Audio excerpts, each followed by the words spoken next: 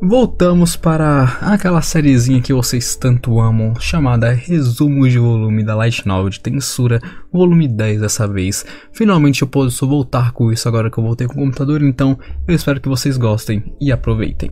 Prólogo. Aqueles que colocam as coisas em movimento.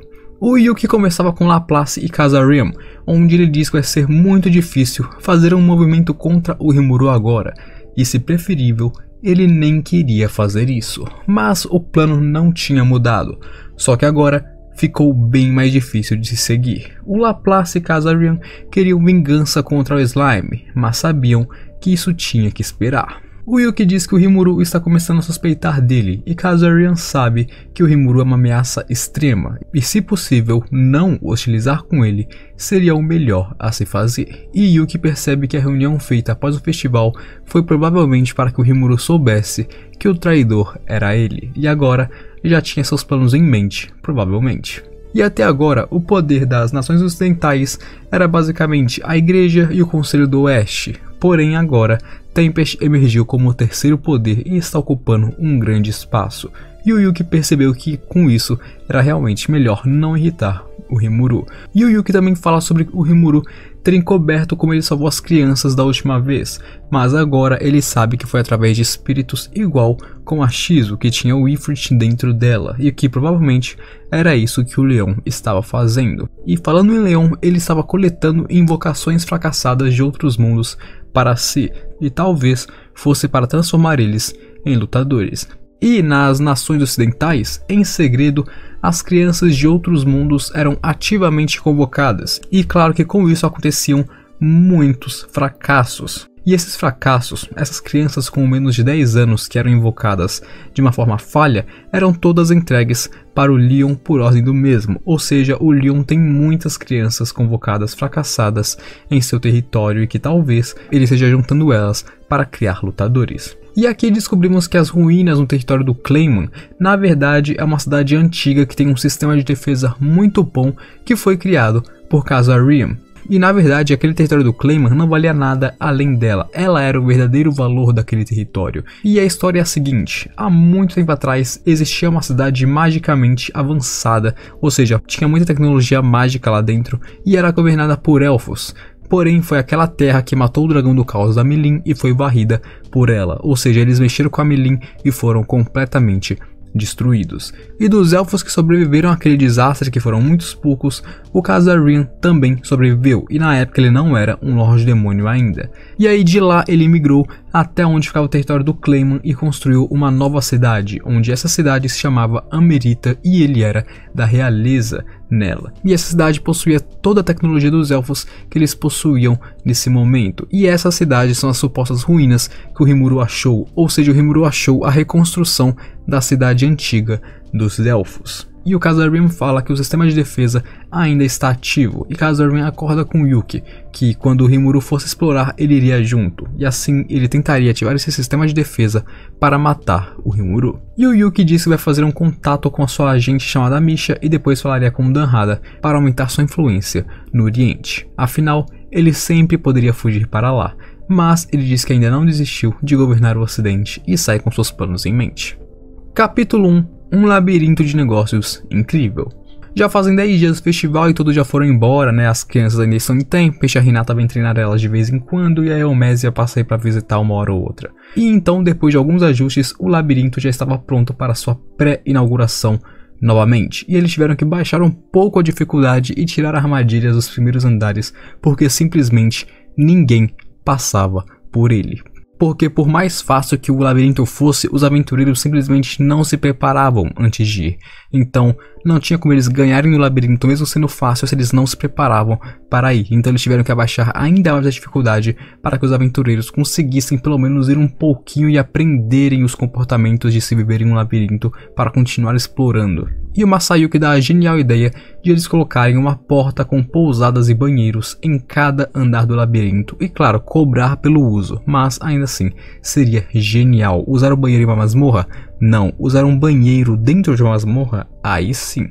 E ele também dá a ideia de um save point portátil e pago, onde a pessoa pagaria para setar um save point e poder voltar para lá uma vez apenas. E agora eles reformularam. O primeiro andar seria um tutorial com várias alas e instruções para que pudessem aprender. Do segundo ao quarto não teriam armadilhas, e a partir dali apareceriam monstros bem fraquinhos e eles iriam ficando cada vez mais fortes gradativamente. E o Myrmidon também divulgou sobre a recompensa em ouro para as pessoas derrotarem os bosses. O primeiro grupo a derrotar um boss do andar 50 ganharia 100 moedas, e isso seria para incentivar os nobres e outros aventureiros a competirem entre si. E para incentivar ainda mais, 100 moedas de ouro estelares para quem conquistasse o 100º andar derrotando o Veldora. E 100 moedas de ouro estelares equivale a mais de 1000 moedas de ouro, ou é 100.000 moedas de ouro. Não lembro agora qual é a troca exata, mas é muita grana, tipo, muita grana mesmo. E por causa dos metais mágicos de extrema qualidade e do Kurobe ser um mestre ferreiro, tudo que ele produzia agora tinha no mínimo uma qualidade raro, e até mesmo seus fracassos eram raros. E então ele começou a colocar esses fracassos que eram raros e bons para os humanos, no caso, né, era ruim para o Rimuru, mas bom para os humanos, nos baús de tesouro do labirinto, e isso só faria ainda mais aventureiros quererem conseguir mais tesouros para ficarem mais fortes. Era aquilo ali para eles, era uma chance de conseguir uma armadura que eles nunca veriam na vida deles. E agora, com o labirinto reestruturado como eles estavam planejando, mais pessoas chegavam ao 5º andar, principalmente quem viu o tutorial. E com isso, também chegavam mais pessoas de fora da cidade para ir até lá. E também para evitar trapaças e venda de mapas, eles decidiram que mudariam o layout do labirinto a cada alguns dias. Ou seja, a cada uns 3, 4 dias ali, o labirinto começa a mudar sua estrutura para que ninguém possa mapear ele. Em uma reunião com a equipe do labirinto, eles também comentam sobre os aventureiros descendo rapidamente os andares, e o Rimuru apresenta uma Sayuki para eles, blá blá blá blá, eles conversam lá, não precisa ser resumido. E aí na reunião surge a ideia de drops de monstros, o que faria ainda mais mercadorias rodarem no caso, né? E o Rimuru começa a pensar sobre administrar os cidadãos de Tempest como na vida real, para que o país possa conceder direitos aos cidadãos, assim como nós temos. Então, de noite, em sua sala no governo, o Rimuru lia os relatórios da Shion e, por algum milagre divino, fez um chá que era bom. A nossa secretária está crescendo, gente. E outro milagre divino era que o Diablo ensinou ela a fazer esse chá. Meu Deus, pessoal, eu não estou sabendo o que está acontecendo mais nesse mundo. E a Shion aqui está mostrando que está mudando, pessoal. Isso é muito da hora, porque no começo a gente só via ela como uma secretária inútil que só queria batalhar e ficava irritada, mas você vê que no decorrer dos volumes ela vai melhorando, vai cozinhando melhor, vai se comportando melhor, ser segura, não sai falando as coisas. E é muito legal ver isso, porque pra mim ela é uma das personagens que mais se desenvolvem, sabe? Ela é uma das personagens que mais progridem na história. É bem da hora isso. E aqui o Rimuru decide recompensar o Diablo pelos seus esforços, e ele pede para recrutar alguns lacaios para suas tarefas menores. E isso, pessoal, é o que a gente estava esperando. O Diablo pedir para recrutar algumas pessoas. Se preparem. Vocês vão ver o que ele vai recrutar em breve. Se preparem, se preparem. E as tarefas menores que o Diablo disse que queria cuidar com seus lacaios era tipo destruir nações, aniquilar exércitos e outras paradinhas pequenininhas, né? Ai ai. E o Rimuru disse que criaria 1000 homúnculos para que os demônios pudessem ter um corpo. E o Diablo sorridente foi atrás de uns velhos conhecidos para possuir esses homúnculos. E aqui, o mais engraçado é que o Rimuru ainda não sabe que o Diablo é um primordial. Na verdade, ele não sabe o que é um primordial. Então, ele nem sabe o que é um primordial e o Diablo já tá indo buscar uns amiguinhos antigos dele. Ai, ai. Capítulo 2. Dias animados. Alguns dias depois da reunião, o grupo de Masayuki com a ajuda do Myrmidon chega ao 30º andar do labirinto para divulgar ainda mais o labirinto e animar as pessoas da cidade. Tudo ia bem com as explorações e os lucros deles estavam bem altos. Então o Rimuru começou a se preocupar agora com os salários do seu povo. Até o momento, as pessoas em Tempest trabalhavam de graça, mas é claro que a qualidade de vida era ótima, mas a nação estava se estruturando cada vez mais, então eles precisavam estabelecer uma economia monetária agora. E fora do labirinto, Tempest ia muito bem, sempre havia mercadores indo e vindo com novas pessoas chegando na cidade, e as pessoas pouco a pouco começavam a confiar em Tempest e nos monstros que residiam ali dentro. E voltando para o labirinto, o Rimuru pediu que a Ramírez criasse uma câmara só para ele, onde ele criaria os homúnculos para que tanto os demônios do Diablo quanto as dríades pudessem ter corpos, além, claro, de um quarto para pesquisa pessoal, onde ele faria suas pesquisas secretamente. E agora, com seu espaço, o Rimuru começou a pesquisar tudo que ele tinha em sua mente, ao ponto de passar dias lá dentro sem nem perceber. E quando ele sai, o Miramar lhe dá a notícia de que um grande grupo de aventureiros está burlando as regras do labirinto de maneira legal e descendo rapidamente. Então é aqui que acontece pela primeira vez. O Rimuru consegue a permissão da Ramírez para que ele intervisse no labirinto através da habilidade Rafael, ou seja, o Rafael interviu na habilidade de criação do labirinto, assim podendo controlar o labirinto da mesma forma que a Ramírez controla. Então Rafael analisa tudo e diz que as pessoas nesse grupo de aventureiros são mais fortes do que parecem. Eles são várias pessoas de classe A e logo eles chegariam nos andares 50 e abaixo. Então com isso a Ramírez conta para o Rimuru o treinamento dos Templários abaixo do andar 50, onde os caras mataram a Dalman, desviaram de armadilha e foram descendo em uma velocidade insana, até que um dos Templários provocou a Hinata e ela decidiu descer o máximo possível e ela foi até o andar 95 sozinha, ou seja, ela quase zerou o labirinto sozinha. Eles dizem que o Zegion estava em seu casulo e não lutou, então isso é compreensível. Se o Zegion estivesse ali, eu não acho que a Hinata teria passado, mas ainda assim foi realmente, pô, do andar 50 até o 95 nessa velocidade sozinha é algo para você bater palmas. E na real, depois que ela chegou no 95, ela continuou indo na frente e ganhou até dos 4 dragões que a Milim trouxe.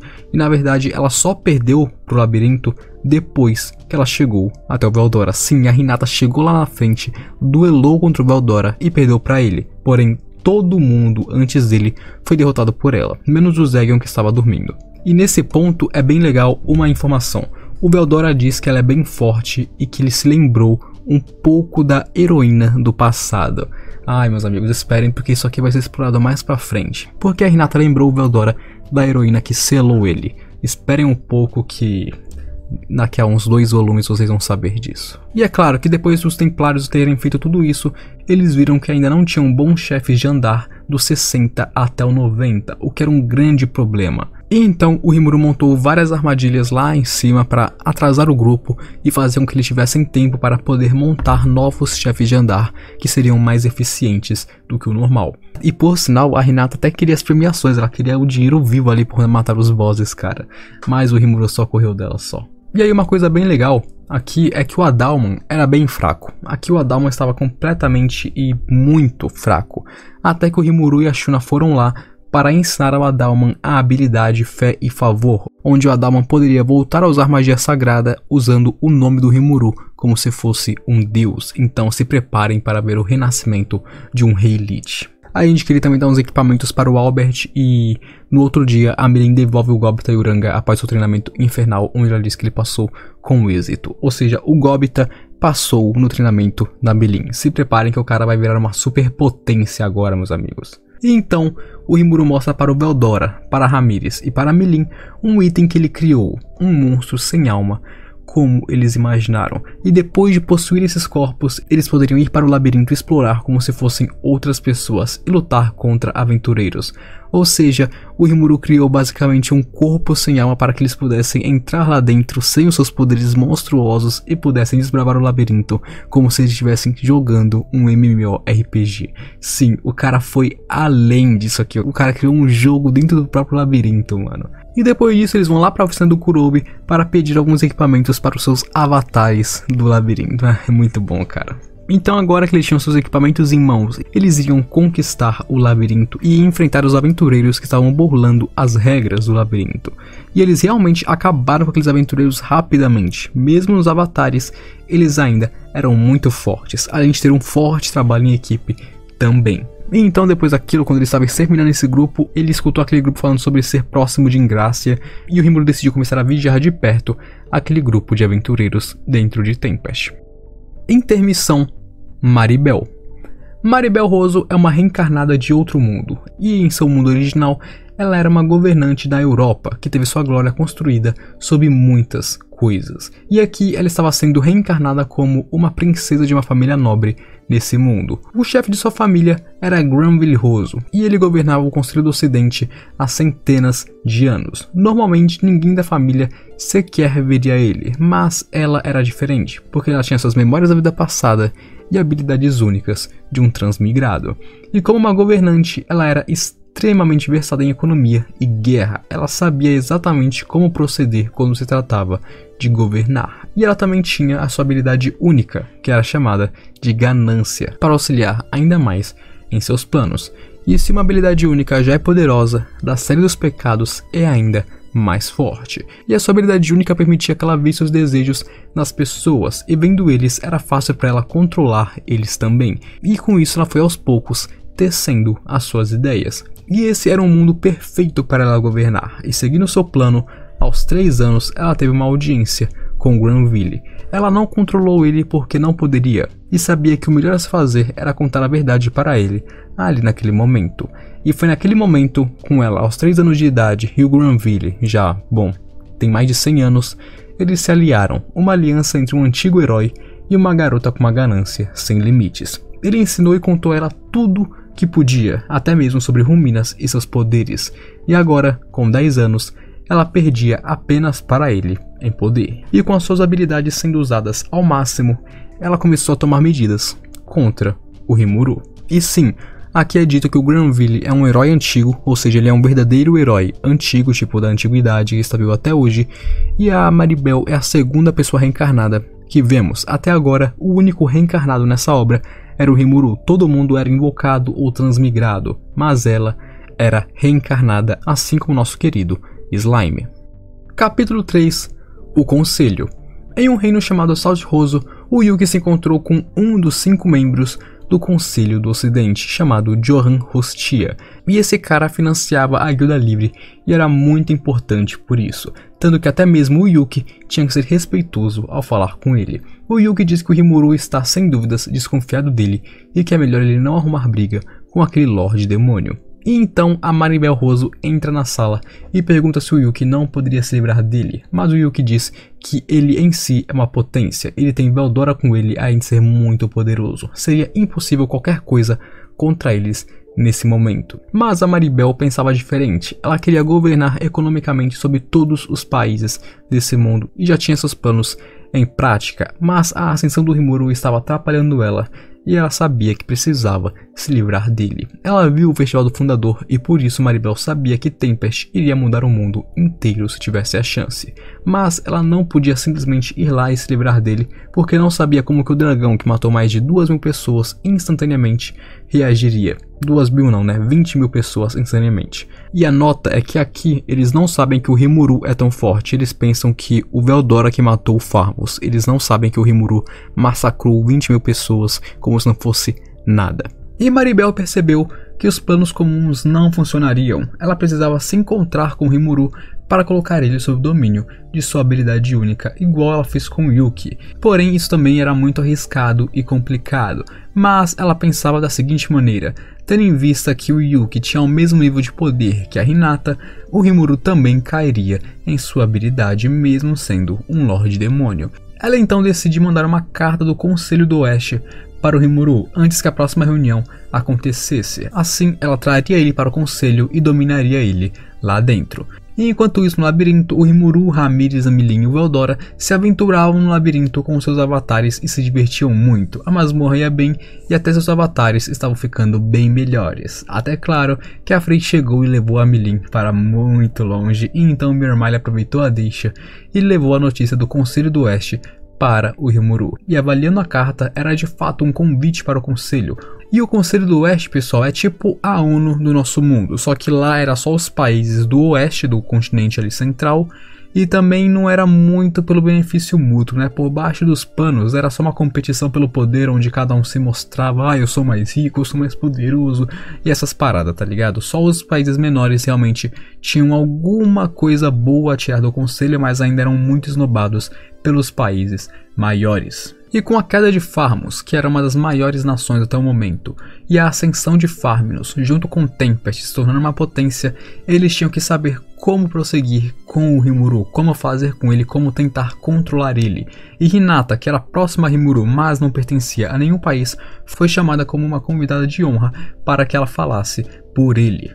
Não no caso, tipo, porque eles não estavam convidando nesse momento, tipo, agora essa reunião, o Rimuru. Eles estavam fazendo a Hinata para saber o que eles iriam fazer com ele através da Hinata. E aí depois eles chamariam o Rimuru para a reunião oficial. E lá, eles debateram inutilmente sobre confiar ou não no Rimuru, até que Johan fala sobre o Oriente estar fazendo movimentos. Ou seja, o Império estava se mexendo. E o plano era supostamente colocar o Rimuru como um membro do Conselho e usar Tempest para repelir o Império. E a Hinata via claramente que era tudo uma armação do Johan e estava manipulando todo mundo, mas todo mundo nem percebeu isso e foi manipulado perfeitamente, e todos eles já queriam tentar controlar Tempest. E quando a reunião acabou, o príncipe de Ingrácia chama Hinata e diz que ele queria testar o Rimuru. Ele queria desmascarar o Lorde Demônio e queria que ela estivesse lá para ajudar ele e proteger ele caso o Lorde saia de controle. Ela obviamente recusou e sai rapidamente, porém ela começou a se preocupar se o Rimuru ficasse irritado e acontecesse alguma coisa no conselho. Após isso, o Rimuru foi para Ingrácia com Benimaru, Shuna e Souei. E claro, lá eles deram uma volta pela cidade, compraram roupas novas, eles foram a restaurantes e tudo mais, aproveitaram um mini passeio e o Souei deu seu relatório. E disse que Milzé morreu, e Milzé, pra quem não lembra, é quem tentou passar aquele golpe em Tempest no volume passado. E o Souei disse que além dele ter morrido, ele não sentiu nada quando o Milzé morreu, ou seja, ele não sentiu um inimigo próximo, e o Rimuru teorizou que isso talvez tivesse sido um atirador sniper que matou ele de longe. E a Hinata chega falando que o Yuki tinha uma arma. Que coincidência, não é mesmo? O Yuki tem uma arma, um sniper matou o cara, ai ai. Eles decidem ficar cautelosos com a arma e o Rimuru pergunta a Hinata por que chamaram ele para o conselho. Eles têm uma grande conversa onde é dito que o Rimuru tem que tomar cuidado extra com a reunião, que eles queriam se aproveitar dele, e embora ele pudesse deixar tudo isso para fazer eles ficarem endividados com Tempest e tudo mais, que é o que nós já sabemos o que vai acontecer, né? Porque o Rimuru não é trouxa. E o motivo pelo qual o Império não poderia se mexer agora, porque isso afirmava que era uma armação deles. O Império não pode se mexer porque o Veldora renasceu, o Veldora está vivo e ele está em Tempest. E o Oriente só pode chegar até as Nações Ocidentais se eles passarem pela Floresta de Jura. Então eles não querem lutar contra o Veldora porque o Veldora já aniquilou eles uma vez no passado. Então eles não vão lutar contra o dragão à toa. E então depois disso, depois dessa conversa, passa o tempo e chega a reunião do conselho, onde desde o começo já era um teste de estresse pro Rimuru com aqueles nobres arrogantes fazendo exigências e menosprezando ele e tudo mais. E é claro que ele apenas ignorou de forma pacífica, esperando a reunião começar, porque afinal o Rimuru é um pacifista. E aí a reunião começou e eles fizeram suas exigências como sempre, e o Rimuru começou a entregar papéis a eles e documentos revisados, alterando todas as partes onde eles eram corruptos e prejudiciais para o Rimuru. Ou seja, ele simplesmente arrumou os documentos e fez com que todos eles estivessem em desvantagem contra Tempest, sendo em poder, lucro ou qualquer outra coisa. E com isso ele intimidou eles e fez eles perceberem que ele não era um monstro qualquer, assim iniciando um recesso para avaliar o acordo. Depois que a reunião voltou, eles voltaram com exigências totalmente absurdas que faz até mesmo o Rimuru destruir a mesa de tão irritado que ele ficou. Ele intimidou toda a sala e perguntou: quem aqui vai se opor às exigências de um Lorde Demônio? Olha, vou te falar que essa cena foi linda de se ver. Mas de certo modo isso foi bom, porque com o acesso de raiva do Rimuru e a pressão que ele colocou na sala, o Rafael pôde distinguir e anular os efeitos de algumas lavagens cerebrais. Então sim, todos aqueles nobres arrogantes estavam sob lavagem cerebral, no caso da Maribel. E aí com isso o Rimuru sente pessoas marchando até a sala. E é claro, uma armação aconteceu. Entraram pessoas de armadura claramente querendo comprar briga com o Rimuru e nem escondiam o seu desprezo por ele ali. E ali também o conselho se dividiu em dois, aqueles que apoiavam aquilo e aqueles que nem sabiam que tal armação iria acontecer. E no fim, tudo isso culminaria para uma posição muito vantajosa do Rimuru sobre todo o conselho, porque afinal ele apenas aguardou e não matou ninguém e se mostrou ser uma pessoa completamente calma, embora seja extremamente irritado por dentro. E em seguida entra o príncipe de Ingrácia jogando mais lenha na fogueira ainda. Mesmo a Hinata não escapou de seus xingamentos. E eles chamam mais pessoas e as pessoas começam a ficar de cabeça erguida, arrogante. Vocês já sabem como que os nobres é. Mas aí nesse ponto ele mesmo se sabotou, meus amigos. O príncipe pagou subornos para grande parte do conselho. Mas quando o Rimuru removeu as magias nos membros, a maior parte deles não ficaram ao lado dele e ainda receberam muito dinheiro. Então tipo, soma isso ao fato do Rimuru ter falado um pouco sobre a corrupção de alguns membros e ponto. A maré virou. Todo mundo olhou pra baixo e falou: eita, aquele cara ali sabe mais do que devia, hein? Vou ficar quietinho aqui, papapá. Porém, é claro, os soldados do príncipe ainda queriam lutar contra o Rimuru a qualquer custo. Então iria estourar uma luta entre Hinata e Reiner, o comandante deles, e Shuna contra Guy, que era até que fortinho, mas acabou rapidamente. O Guy acabou chorando nu no chão e o Reiner implorando por perdão enquanto mijava em suas calças. De fato, lamentável. O Rimuru não precisou nem se mexer, porque se ele se mexesse é capaz de ele matar alguém sem nem querer. E então o Rimuru, através do seu sentido mágico, vê uma garota que está fora da sala tentando atirar em Eric, que é o príncipe no caso, com uma arma sniper, ou seja, depois que o plano fracassou, eles tentaram se livrar do príncipe, mas ele engole a bala com Beelzebub e salva o príncipe, já que ninguém conseguiria a tempo, e manda Zoe capturar aquele assassino o mais rápido possível. E então o rei de Ingrácia, sua majestade, entra na câmara e começa a se desculpar com o Rimuru e dizer que quer ser amigável com ele. Ele levaria todos os culpados e diz que punirá devidamente a todos. E logo, o conselho reconhece Tempest como uma nação e como membro do conselho, e que os direitos militares de todo o conselho serão completamente de Rimuru, encerrando a conversa e o Rimuru ganha na mesa. Ou seja, nesse ponto, em caso de guerra, todo o conselho terá seus poderios militares nas mãos do Rimuru se ele quiser. Capítulo 4 – Atrás da Cortina. E vocês se lembram da Glenda, a ex-templária lá que fugiu do exército da igreja depois que ela perdeu pro diabo? Então, foi ela quem atirou, e isso foi graças à sua habilidade única Sniper. Ela conseguia calcular com precisão todos os alvos e até mesmo usar distorções espaciais para acertar as suas balas. Atravessava a parede, atravessava pessoas, acertava bal direto no alvo, e isso tornava ela como se fosse uma arma viva. E foi a mesma coisa aqui, ela atirou e ninguém poderia parar o tiro dela. É claro, ela não contou que o Rimuru fosse um monstro que sugou a bala como se não fosse nada. Ela subestimou muito o Lorde Demônio. E então uma réplica do Zoe foi até ela e ela sabia que seria um inimigo e tanto. E depois de alguma dificuldade ela conseguiu despachar uma das réplicas. Mas ela não esperava por uma coisa. Aquilo era apenas uma cópia. E então chegou mais 4 cópias para prender ela. E é claro que ela nunca conseguiria se livrar do Zoe. E em um jardim secreto, o Yuki, a Maribel e o Johan conversavam. Toda aquela armação contra o Rimuru nesse conselho, na verdade, para ela, no caso, não foi para colocar o Rimuru sob o controle dela no momento, e sim para aprender sobre o esquadrão secreto de Ingrácia. O objetivo dela era aprender mais sobre esse esquadrão secreto e fazer o Rimuru confiar um pouquinho em Johan.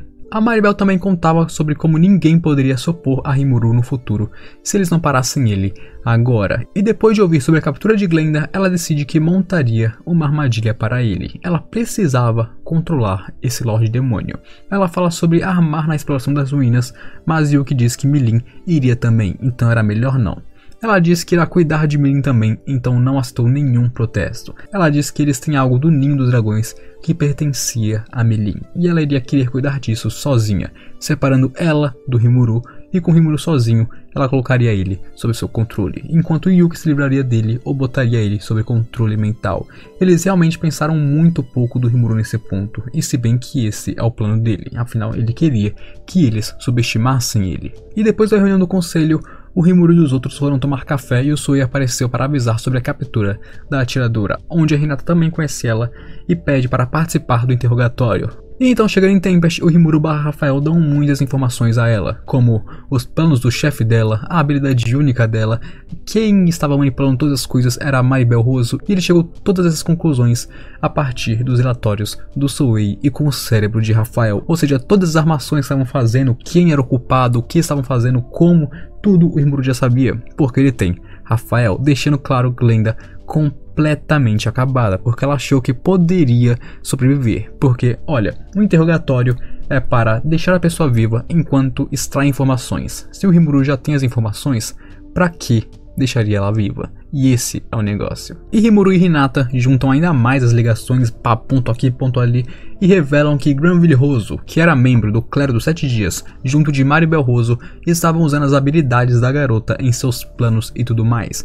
E a Glenda diz que a Maribel não é tão forte, mas eles convocaram mais pessoas de outro mundo e todos servem a família por causa de um feitiço, então eles têm um arsenal de pessoas sob o seu comando. E então Rimuru removeu o feitiço que a Maribel colocou sob ela para que ela pensasse que Glenda estava morta, dando uma segunda chance para Glenda poder viver, seja em Tempest, seja em Rubérios, como ela quisesse. Mas claro, no caso, se ela mostrasse qualquer intenção de mexer com eles ou com a igreja, ela seria morta imediatamente. E então Glenda, sendo poupada, mas não tendo para onde ir, ela se ajoelha e implora para poder ficar em Tempest. E é claro que o Rimuru deixa ela para o Souei lidar. A Glenda então fala sobre os 5 anciões que controlam o conselho e Granville era o chefe deles, e um deles era Johanne, que prestou apoio ao Rimuru na reunião passada. E claro, os planos da Maribel de fazer o Rimuru confiar em Johanne já foram por água abaixo. O Rimuru então pede a Souei que investiguem com cuidado, porque travar uma guerra de 2 frentes, do Yuki em um lado e Maribel em outro, seria um pouquinho difícil. E então a Glenda soltou a bomba de que Yuki é muito bem conectado a Maribel e possivelmente estava sob o controle dela. E com isso, o Rimuru percebeu tudo. A Maribel ia fazer o Yuki agir contra ele. Então, o ponto onde ele poderia agir contra o Rimuru seria na expedição que eles vão fazer juntos. Então agora o Rimuru pensou que ele mesmo iria abrir um ponto fraco para que eles tentassem matar ele nessa expedição, e assim dando a volta por cima e counterando completamente os planos. Capítulo 5 – A Armadilha da Ganância. Chegou o dia da expedição e o Rimuru carregava consigo uma arma muito parecida com a da Glenda, mas que funcionava com magia, e ela foi feita pelo Kaijin e a sua equipe, e ela tinha a potência de uma Magnum .44, então o negócio era bem potente. E então o Rimuru, a Melin, a Shion e o Gobta encontram a Cagalli junto de sua equipe e partem para Distarve, e graças ao movimento espacial, eles chegam rapidamente para poder começar o mais rápido possível. E para quem não lembra, Distarve é as terras que eram do Clayman, onde estão as ruínas que eles vão explorar nesse momento. E chegando lá, eles descobrem que o sistema de defesa ainda estava funcionando, mas Rimuru com Rafael decifrou facilmente o selo para não ativar o sistema. E ele explica como funcionou a decifração do sistema e como desarmar ele para Cagalli e os outros. E então eles embocam em uma espécie de labirinto dentro da porta aberta, ou seja, o primeiro plano de Cagalli já deu errado. E eles exploraram por um tempo enquanto o Rimuru ainda ensinava algumas magias úteis para a ocasião para alguns membros da equipe, de uma forma que eles conseguissem progredir mais rápido sozinhos nesse momento. Até que no terceiro dia, o sistema de defesa do castelo foi ativado sozinho. E então imediatamente o Rimuru e a Melin pensaram que os inimigos caíram propositalmente na armadilha que ele deixou aberta para que eles lutassem mesmo nesse caso. E então, usando o sentido mágico, o Rimuru vê um dragão morto-vivo muito forte indo até lá. E esse dragão era mais forte até mesmo que Lordes Demônios. E vendo aquilo, a Melin diz que tem que cuidar dele. Ele era o dragão que já foi amigo de Melin, que morreu há muito tempo atrás e que ela selou. Alguém abriu o selo dele e estava controlando ele. E nesse ponto, o Rimuru pensou que nem mesmo ele se garantiria contra o dragão do caos. Enquanto isso, Maribel estava controlando ele claramente.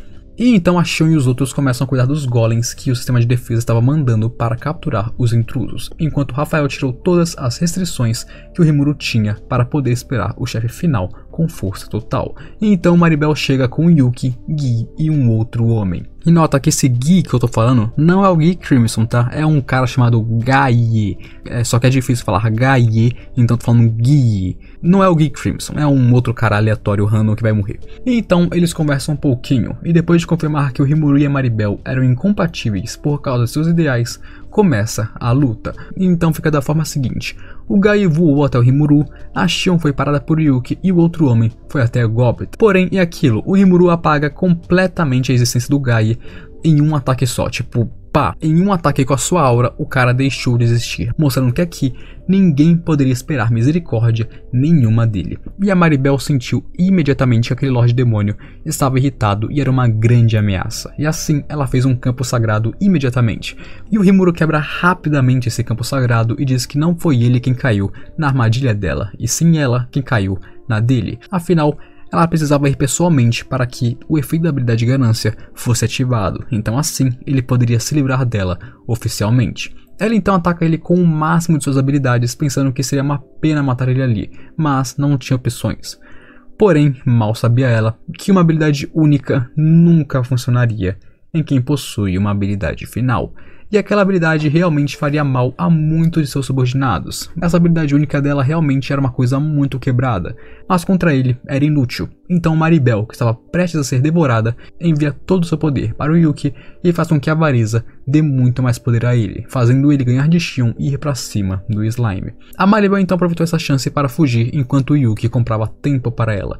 Porém, o Rimuru podia localizar ela facilmente. O problema mesmo era Yuki, porque ele não queria machucar muito o Yuki, e o Yuki ainda tinha habilidade anti-habilidade, onde ela basicamente suprimia a maior parte de magias e habilidades que as pessoas usavam contra ele. E essa anti-habilidade conseguiu até mesmo anular a habilidade final, Uriel, e sua defesa absoluta, ou seja, era muito poderosa mesmo. Não é surpresa que a Xion caiu para ele. E então eles começam uma luta de espadas, e já que a anti-habilidade não funciona em armas, o Rimuru poderia bloquear tranquilamente o Yuki. E quando o Rimuru foi atacar ele com a intenção de esmagar o Yuki, Cagalli e os outros foram impedir isso, acreditando que o Yuki não seria controlado. Então a manipulação de Maribel perde o efeito pelo poder da amizade. Uau, o poder da amizade, pessoal! E o Yuki agora estava alegre e sorridente junto com Cagalli e foram atrás de Maribel, enquanto o Rimuru iria ajudar a Milin contra o dragão. E a Maribel que corria encontrou então o Yuki e a Cagalli, onde o Yuki revelou que nunca esteve sob o seu controle. Muito pelo contrário, ele sempre manipulou ela e o desejo dele, a ambição dele, era demais para ela controlar. Ele então atravessa o coração dela e suga o poder dela para si mesmo enquanto matava a garota, dizendo que esse mundo é a caixa de areia dele e que ele é quem irá reinar nesse novo mundo. Enquanto isso, lá no céu, o Rimuru, com muito apoio de Rafael, bola um plano para conseguir derrotar o dragão do caos. A Melin ficou atacando ele enquanto o Rimuru esperava pelo momento certo, e quando ele achou a brecha, ele usou Beelzebub e devorou completamente o dragão. E então, dentro de si mesmo, usando as habilidades lá do Rafael e seu estômago, ele criou um núcleo artificial e colocou a alma do dragão dentro desse núcleo. E assim, esse núcleo com a alma do dragão se tornou um ovo, e então, um dia esse ovo racharia como um novo dragão na frente da Melin, e assim ela poderia recuperar o seu antigo amigo. Epílogo. Aquele que ri por último. Quando o Yuki atravessou o coração da Maribel, ele ganhou o poder dela, a habilidade pecaminosa dela. Ganância agora era dele. E o que ele disse para o Rimuru foi que ela acionou um reator nuclear dentro dessa ruína e morreu na explosão. É claro que ele forjou todos os traços de explosão, né? Ele foi lá sendo bem delicado, sendo um ótimo criminoso, ele forjou as provas, forjou tudo e agora tinha o seu nome limpo e, claro, podia continuar com seus planos tranquilamente. E é engraçado aqui que o Yuki traçou os pensamentos de Maribel até um certo ponto. Ele percebeu, a Maribel não temia que a Milin ou o Eldora ficassem furiosos, ficassem fora de si, porque o Lorde Demônio Valentine protegeria as nações ocidentais, o que o levou a pensar que talvez alguém mais forte do que o Roy é o verdadeiro Lorde Demônio e o Deus do Luminismo. Então a igreja era a base do Lorde Demônio e eles precisavam repensar toda a sua estratégia.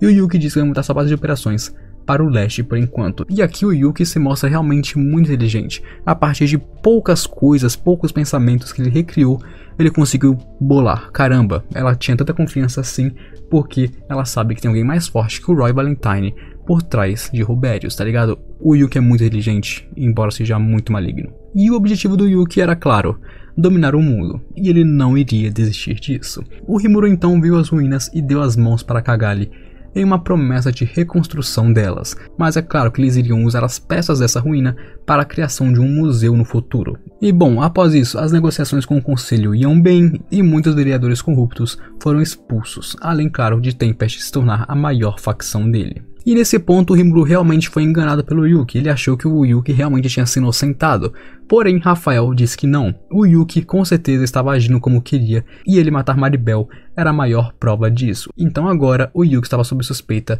novamente, claro, o cara é sempre suspeito, e o Rimuru derrubaria seus planos porque ele tem um parceiro em quem confiar, Rafael, e depois disso o Rimuru pensou ter sentido Rafael sorrindo para ele. Novamente Rafael mostrando emoções que habilidades não teriam e sempre ajudando o seu mestre. E bom, esse foi o resumo do volume 10 de Tensei Star Slime. Para quem pensou que o Rimuru ia porrar um dragão do caos, pensou errado. O Rimuru lutou contra a Maribel e contra o Yuki e claro, venceu facilmente porque eles são muito fracos comparado a ele. Esse foi um volume bem paradinho mesmo, porque é normal em Tensei Chitara, e desculpem se o volume saiu com uma qualidade menor do que os outros, mas vocês sabem, né, que essa é a primeira vez que eu faço um resumo de volume em muito tempo, então eu não tô mais acostumado a fazer, então meio que, sabe, eu posso ter caído a qualidade um pouquinho, então me perdoem, mas se a qualidade continua alta, eu peço que vocês agradeçam deixando aquele like, se inscrevendo e compartilhando com todo mundo aí. Eu espero que tenham gostado. Agora, eu vou me despedindo de vocês. Valeu, falou, até mais.